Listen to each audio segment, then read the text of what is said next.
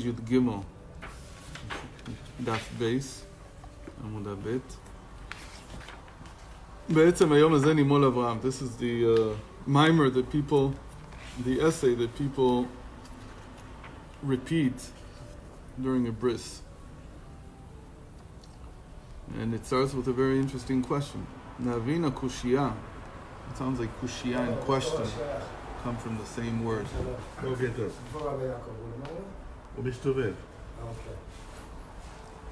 Lavina kushia. So you heard that? It sounds like the same word as question. Kushia. So the question came from kushia. Kushia is in Aramaic. But it's a trick because it really means the koshi, the difficulty. So maybe in English, question is related to difficulty. So to understand the question, Sheniskal Basfarim, that is mentioned in many books, Mipnei Malo Mal Avram et Atzmo Kodem. This is actually related to today's Tanya. It says, how did Avram know? He asked the question there in today's Tanya. How did Avram know that there were mitzvos? How did he know what the mitzvos were? Because he was a smart guy, but it's better to still. How did he know? Than to do it. So, how did he know? How did he know? So he says something incredible. He says, "What do you mean learn Torah? He learned Pnimius Torah." He writes. He learned the inner aspect of the Torah, the inner dimension. The inner dimension doesn't need. That's what it's saying actually is that the inner dimension doesn't need to be given by Hashem. The inner dimension is more logical, or more, call it, revealed in the world. Even though it's the hidden dimension, it's more simple than the revealed dimension. It's objective. It's objective spiritual reality. Yeah, so don't give it. If you see it, so, you see it. So that's why apparently people connect to it much more easily than they connect to the revealed Torah. Revealed Torah is a lot of non-Jews that when they begin to hear about that there's Torah, the thing that they gravitate towards is the inner dimension. They don't so much appreciate a good sugya in the ktsovs. They don't really get that. They don't know what we want. But when you talk to them, you hear a shir like this, even what we're saying now, that this they can understand. There's some kind of knowledge in the world that every person can tap into. The Rambam even writes in Moreh Nevuchim that a lot of this knowledge was lost. For the Rambam, it seems that it was lost because he didn't receive Kabbalah. So for him, it was a lot of this was lost in the first centuries, and it was rediscovered through the Goyim. He writes. He says that Chazal had to relearn it through other sources.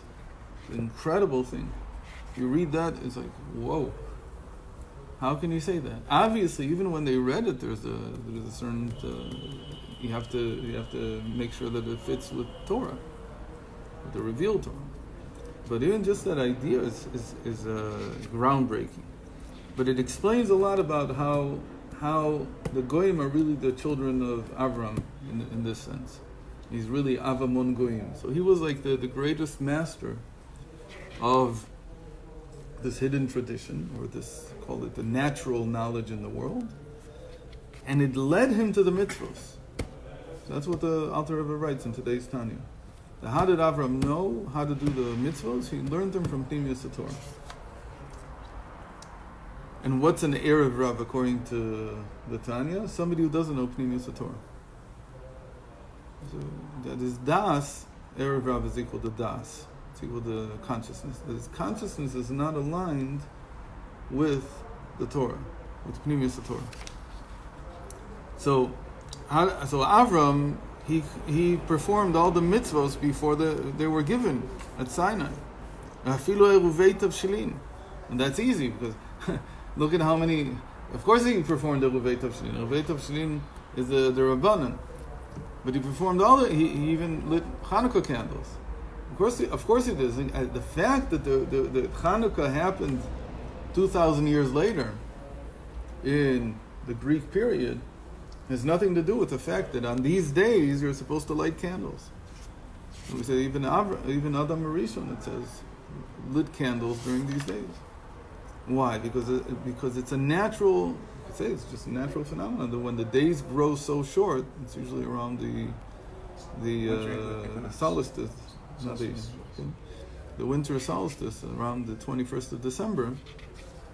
It's not dafka that, there's some other secret in it, but it's related to that. And the days became so dark that Adam Rishon, when they began to lengthen, he began to light candles. And that's actually the difference between Beis Shammai and Beis Hillel. The Beis Shammai says every day you light less because the days get longer. And so in the natural sense, it's because there's more light, so you need less candles. By Beis Hillel, it's like the bekoyach. It's befoyah. The foyah is that you still need light, even though it's getting longer. You still need light, or you're celebrating the fact that there's longer days, or whatever it is. So all this he knew. Of course he knew. So why didn't he perform the mitzvah of milah? Why didn't he circumcise himself if he knew about everything? So to understand this, we first have to understand what milah represents. What does circumcision represent in Pnimius Torah? It says about the milah, not about milah. It says about the Torah that it's not in the heavens. So what does it mean it's not in the heavens? Ki lo b'shamayim hi. So if it's not in the heavens, where is it? It's here, in front of us. And the initial letters, mi ya'aleh lanu hashamayma, and then it continues and it says the initial letters of who will. You don't have to say who will ascend to heaven to bring it down. And the initials of those words, mi ya'aleh lanu hashamayma, are milah, or circumcision. And the final letters are havaya, are Hashem. What is it trying to say? Va'inyan. So first of all, this is a pasuk in Azinu. Not in Azinu, in Nitzavim. So what is this verse trying to say? Va'inyan dinei tchila ktivu maltem et olat levavchem. Uktiva umal Hashem lokechat levavcha. So there's two different descriptions in Devarim, which is also very much Pnimius Torah, because Moshe said it from himself, and then Hashem told him how to write it down. But it's based on what Moshe Rabbeinu said, or Moshe Rabbeinu was aligned completely with our Hashem. That's very much Pnimius Torah, with what Hashem wanted. So he says, there's two different things that Moshe Rabbeinu says. On the one hand, he says, you shall circumcise the foreskin of your heart. And then he says, and Hashem will circumcise your heart. So what does this mean? From this we learn about the heart. We also learn about the circumcision that's in the flesh. The heart is obviously a metaphor because you can't circumcise the heart. So it means to remove the excess, or some kind of excess, like the taivas, the feeling that a person has for cravings. So we see that there are two. There's what we do from below, and there's what Hashem does from above. And that's about the spiritual circumcision of the heart. And if so, the same thing is also true about the circumcision below. That there are two different aspects. There's the aspect of that we circumcise ourselves, and there's the aspect that God circumcises us. And here we're talking about the physical body, not the heart. Okay? So if it's true about the heart, it's also true about the body. And the body, the foreskin, is obviously on the sexual organ. Okay. So in the heart, we're talking about tshuva. That's what circumcision of the heart is. It's to do tshuva. So there's tshuva from below, tshuva from above. כמו שכתוב, ושבת עד הוויה אלוקיך בקיום התורה והמצוות. ואמרו רז"ל אם ישראל עושים תשובה נגאלים, והם לאו אין נגאלים. So tshuva is what redemption depends on. It's up to us to do it. And if we do tshuva, we'll be redeemed. If not, we're not redeemed. ואחר קיבוץ גלויות כתיב והביאך אל הארץ והיטיבך.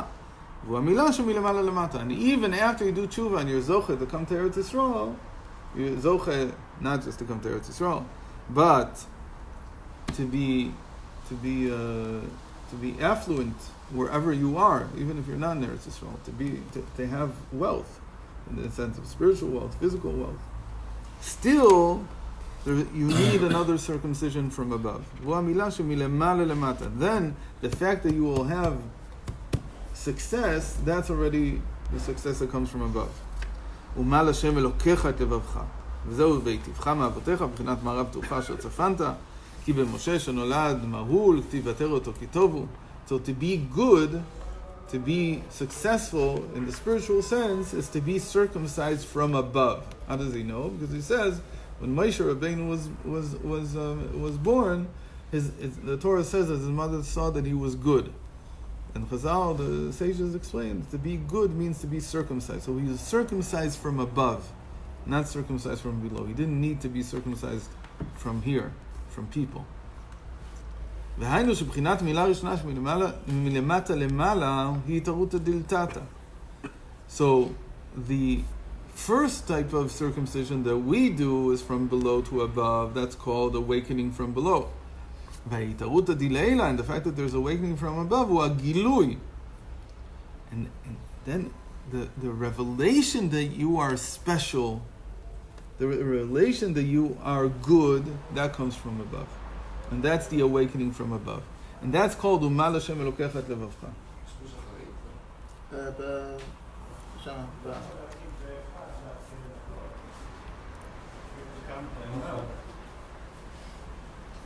והנה על המילה השנייה הזאת, והנה על מילה השנייה הזאת, שיהיה לאחר קיבוץ גלויות ולאחר קיום התורה כולה. So the second type of circumcision, which comes from above, which will be after there will be kibbutz galuyot, after all the exiles return. And after the entire Torah has already been fulfilled, people have keep the entire Torah. About that it says, who will rise to the heavens to bring us down, to bring us down the second type of circumcision, the spiritual circumcision. Okay? That's that, because otherwise it's not shayach. Why would you say who will go up to heaven about the lower circumcision? The lower circumcision is something that we do. Why say mi'aleh lanu hashamayma? Why would the initial letters hint or allude to milah, to circumcision, if it's something that we do here below? So it must be talking about the second type of circumcision. And it says about the second type of circumcision, you don't rise up to it. Because how is this going to work? That Hashem is going to do this. Okay? And that's what it says, it's above what we call Torah. כי על התורה נאמר לא בשמיים היא, שהיא נשפלת למטה דווקא. וכאן נזכר בגמרא שאמר רבי יהושע, אין משגיחים בבת קול, מפני שאין התורה בשמיים, כי אם למטה ממנה, ונקראת תורת הוויה, כי שם הוויה י' צמצום, ה' פשטות, ו' המשכה, שעל ידי זה נמשכה למטה. So the entire concept of Torah is what came from above and came down to us for our responsibility to take care of. But Milah is something higher than that. It always stays above. אבל מילה הנ"ל היא למעלה משם הוויה, עד שהיא בראשי תיבות. It's above Havaya. How is it? How do we see it in these words? Because in Milah, the final letters were Yud Kei Vav Kei, were God's name, and the initial letters, Mi'aleh lanu hashamayma, they're the circumcision. So when something appears in the initial letters, something appears in the final letters, obviously what appears in the initial letters is higher than what appears in the final letters. So in this case, you see that circumcision is somehow higher than what we call God's name. It's an amazing thing. What does he want to say? ועל זה אמרו רזה גדולה מילה שנכרתו עליה 13 בריתות. About this, in the Dharam, the sages say that great is circumcision, that it has 13 covenants made on it. What are these 13 covenants? It says in the Parsha in Perek Yud Zayin, when Hashem gives Abram the mitzvah of Milah, it's mentioned 13 times, the different variants of the word covenant. Greater than what? Greater than the Torah. How many covenants were there on the Torah? Only 3. And that's what Chazal say in the Masechet Brachot. So in the Dharam they give us one half of the equation, and in Brachos they give us the other half. It's also greater than the covenants that were given to Noach. How many covenants did Noach receive? 7. 7 times. In Perek Tet, in chapter 9, when Hashem makes the covenant with Noach after he comes out of the ark, and he makes the covenant of the rainbow, so there's only 7 times. What else is it greater than? It's also greater than the covenant on the Eretz Yisrael, which only has 1 time. Just 1 time a covenant there. So Mila is greater than everything. ועל זה אמרו רז"ל גדולה מילה שמחורתו עליה 13 בריתות. פירוש גדולה מילה היא בחינת המילה הגדולה שמלמעלה למטה. What is it talking about? Not the mitzvah. The mitzvah obviously comes from the Torah. It can't be greater. It's talking about this higher form of circumcision, of spiritual circumcision, or revelation that comes from Hashem. That's greater than everything. So it would be very, very easy to understand why. Because when you do Torah, do you receive the reward? Do you receive the tov? No, it says schar mitzvah b'hayal maleka. There's no reward in this world for the Torah. You can't see. It's not that there's no reward, but you can't see it. You can't appreciate it. The reward is sitting above our heads, but we can't see it. So that you can't see. So what is the reward? The reward comes down with the Milah, with this greater circumcision, which he says is the revelation of the good. That's what the Milah does. That's what the circumcision from above does. ולכן נחתה בי"ג בריתות פירוש כידוע שעניין הכריתת ברית היא למעלה מן השכל והדעת. Because the whole why is it called covenants? Why 13 covenants? Because the idea is that a covenant is a contract that's above rational and conscious mind. Al derech shnei ohavim, which means this covenant, it's 2 people who love each other, who are very connected, but they don't want to ever disconnect because people fight and people get angry at one another and there's always misunderstandings. But they love each other so much they want to retain the way that they feel now forever. So what do? שעושים כריתת ברית להיות אוהבים זה את זה. So they also make a covenant. It's like with kids, it's like by the Goyim, it's also to spill blood. It's a very strange thing. They cut their blood brothers. Again, they cut their hand and they shake. It's like they mix their bloods or something like that. דהיינו שהוכרח להיות אוהבו. So now I'm forced to always take care of you.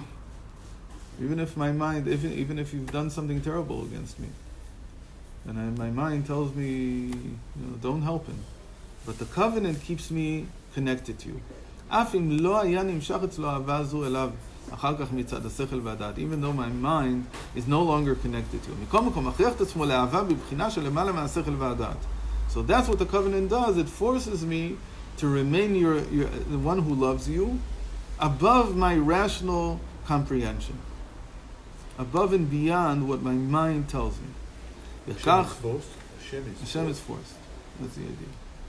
Hashem said made the covenant. with Abraham. So how can it be forced? He chose to do it. At that moment, you're choosing. Hashem So chose you're to saying, Hashem chose to be forced. yeah, said it. The idea is that this is a bond that can't be broken. That's the highest level. The other covenants that were made, for instance, the covenant with David. It says after David became the king, so Hashem made a bris with him that there would never be another king over the whole nation of Israel that wouldn't be from his descendants. It's an incredible covenant. To this day, we still don't have a government. But we had governments before, Right. unfortunately. We might have one again, unfortunately. Yeah, whatever. And it won't be a descendant of David. Where will be? Said hopefully. Hopefully that's what this is all about. And somebody wrote last night, it's been 313 days since there's been no government. That's not bad. First of all, it shows you that people can live in Eretz Yisrael, the Jews can live in Eretz Yisrael without a government. So it's okay. And nobody's starving to death yet. It's not a chiddush. The chiddush is that you can live with the government. Okay. וכך כדי להיות גילוי והמשכה בחינת מילה גדולה הנ"ל, שהוא בחינת מה רב טובך. He said, this is the revelation of the goodness that Hashem is holding for you. He's holding it above your head. But He's going to give it to you in what's called the great circumcision. הוא על ידי י"ג מידות הרחמים שהן למעלה מהחוכמה והשכל. So here he enters into something we've seen many times. The way it's revealed, these 13 covenants that Hashem made over circumcision, they're revealed through a different concept, which was later revealed to Moshe Rabbeinu, which is the 13 measures of mercy, of compassion. And these 13 measures, where do they come from? They come from above you, from the keter, from the crown. And they're the way, and they come through the beard, as it were. So they reach down. This reaching down, that's the fulfillment of this circumcision. And all this is called higher than the mind, than the rational mind. That's the thing that's most missing from the modern Jews. When they make this switch, they got it. That they have to understand that the rational mind is limited. The moment you understand that the rational mind is limited, there are things above the mind. It's not that you're throwing the rational mind away. You have to work with it. But the moment that you understand that it's limited, and there are legitimate, not just legitimate, but even more essential aspects of being a human being than just being rational, then they understood Yiddishkeit. That's why it's called above the name of God, because it doesn't mean the name of God absolutely. It just means the way that God is revealed through the rational mind. It's also called a Torah.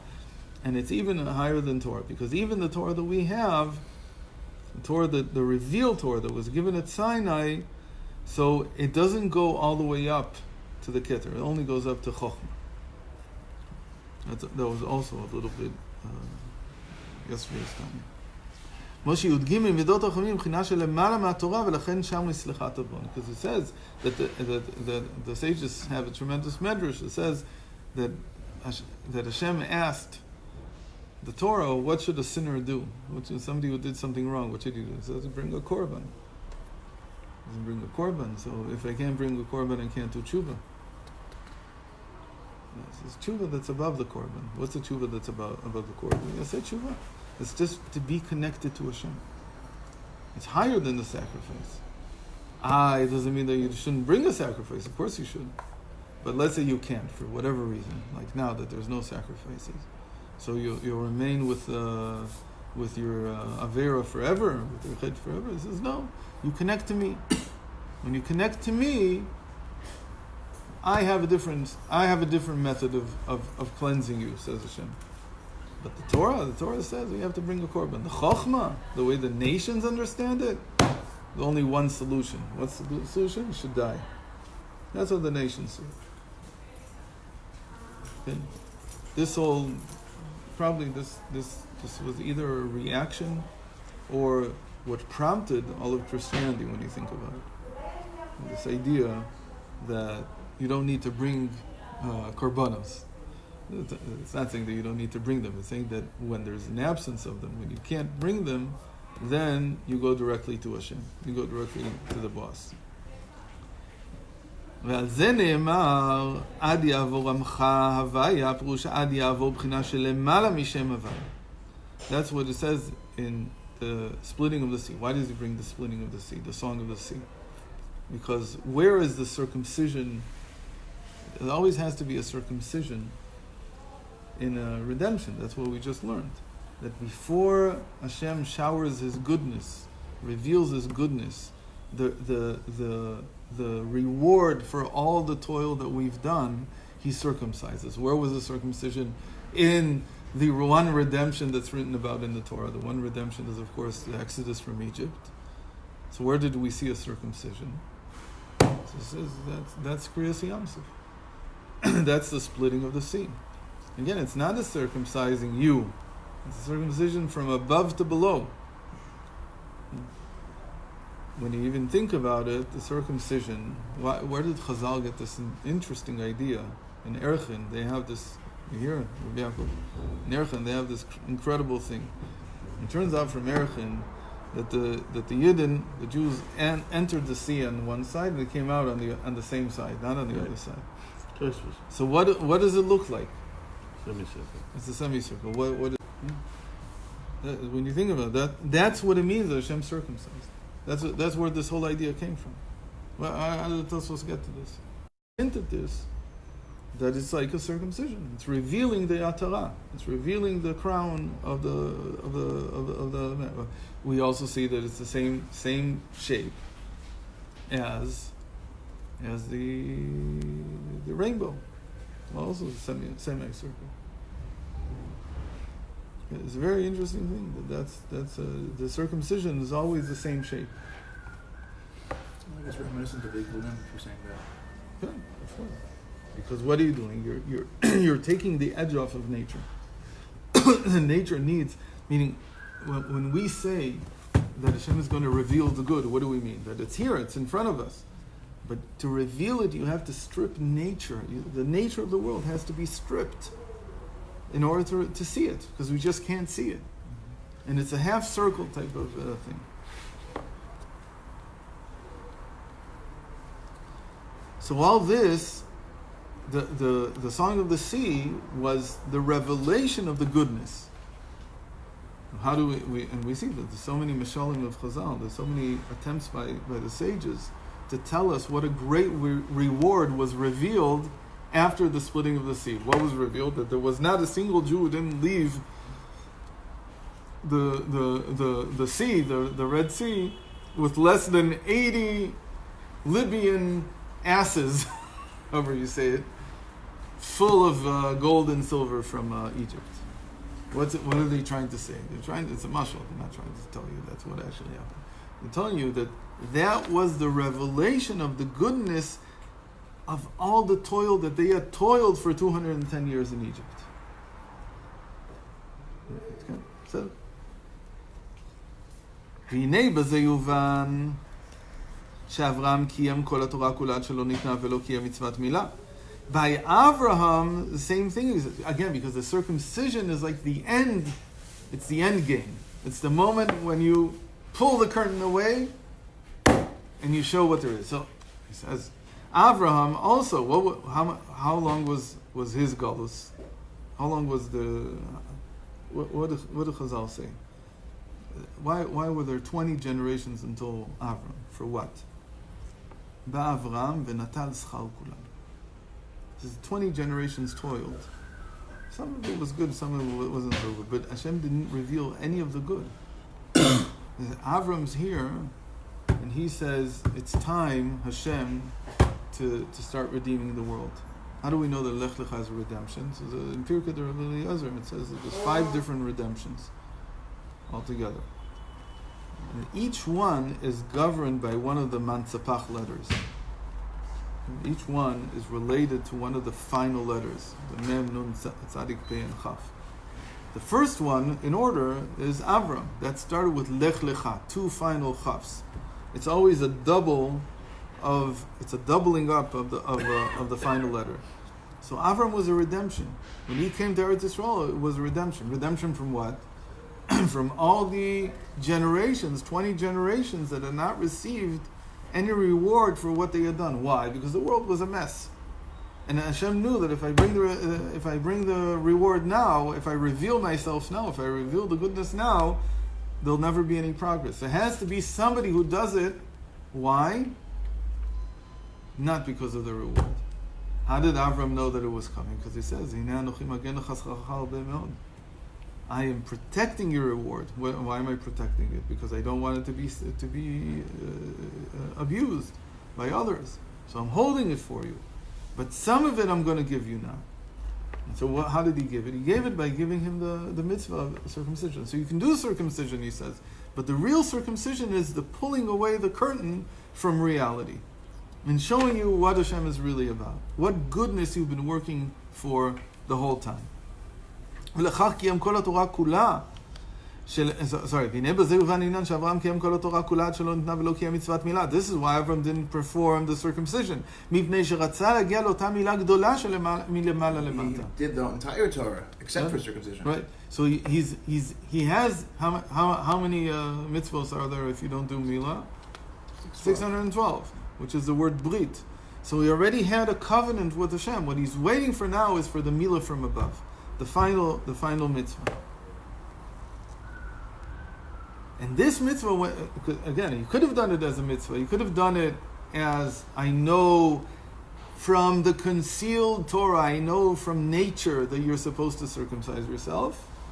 But that would be defeating the purpose. Because the whole purpose of milah is to pull nature away. That's what it does. And when you think about it, there's no other mitzvah that is so against, in a certain sense, the natural way that we are.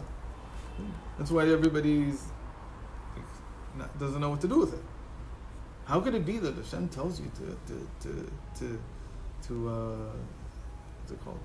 To nashchit, to desecrate your body? How could Hashem tell you that? Because Hashem is telling you, it's a symbol that the way your body is, it's not able to reveal all the goodness. You're not a vessel for it yet. And interestingly enough, to get to that, it's the same thing as the world has all the goodness, but you can't see it. So to see it, it's not to add something more into it; it's to take away the curtain. So that's the masach that we've been talking about, that he had to take away from Abraham. Also, we talked about that. That was also one of the things we learned. And there were 13 parochot. If you remember, he said that earlier this week. We saw that he said the 13 curtains in the base of Mikdash, in the temple. So also these curtains, what's the idea of opening them? Why do you have curtains there? It's also a symbol for these 13 covenants, that when you draw them open, suddenly you see the goodness of Hashem in the temple. It presents a very big challenge for people that are older, that do not have are not uncircumcised, because the circumcision has this very strong connection. People that were not circumcised have a hard time becoming circumcised when 40, 50, 60, 70. How do they tap in? Also painful. So you do it as an operation. Except for people who are... the acceptance to the what's the will to do it. It's like the will to receive the reward. Yeah, it has to be pretty great. I'm sorry, guys, I have to go. Let's finish it. So finish it quick, because they're waiting. So how do we see? In the end, he circumcised himself. No, the pshat is that Avram took a stone and he circumcised himself at age 100. So he says, when the Torah describes, one of the times it describes how he circumcised himself, it says in the passive tense, Nimol, he was circumcised. What do you mean? He circumcised himself. How can you say he was circumcised? That's what it means. When it says Vayamol, when it says he circumcised, that's him doing it. But when it says Nimol, he was circumcised,